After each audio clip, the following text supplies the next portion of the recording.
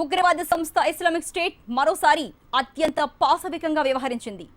బక్రీద్ పండుగను అందరూ మేకలను కోసి చేసుకుంటే ఐసిస్ ఉగ్రవాదులు మాత్రం మనుషుల పీకల్ని కోసి సంబరాలు చేసుకున్నారు. అమెరికా గూఢచారుల పేరుతో కొందరిని బందీలుగా చేసి పదునైన కత్తితో మెడలను తెగ్గోశారు. వారిని మాంసం కొక్కేలకు వేలాడదీసి గొర్రెల తరహాలో వధించారు. దీనికి సంబంధించి 12 నిమిషాల వీడియోను ఐసిస్ విడుదల చేసింది.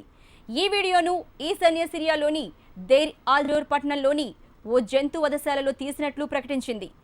ఐసిస్ చరిత్రలోనే అత్యంత దారుణమైన ఈ వీడియోను చూసిన ప్రపంచం షాక్ గురైంది. మేకలను కోసి చేసుకుంటే ఐసిస్ ఉగ్రవాదులు మాత్రం మనుషుల పీకల్ని కోసి సంబరాలు చేసుకున్నారు. అమెరికా గూఢచారుల పేరుతో కొందరిని బందీలుగా చేసి పదునైన కత్తితో మెడలను తెగ్గోశారు. వారిని మాంసం కొక్కేలకు వేలాడదీసి గొర్రెల తరహాలో వధించారు. దీనికి సంబంధించి 12 నిమిషాల వీడియోను ఐసిస్ విడుదల చేసింది.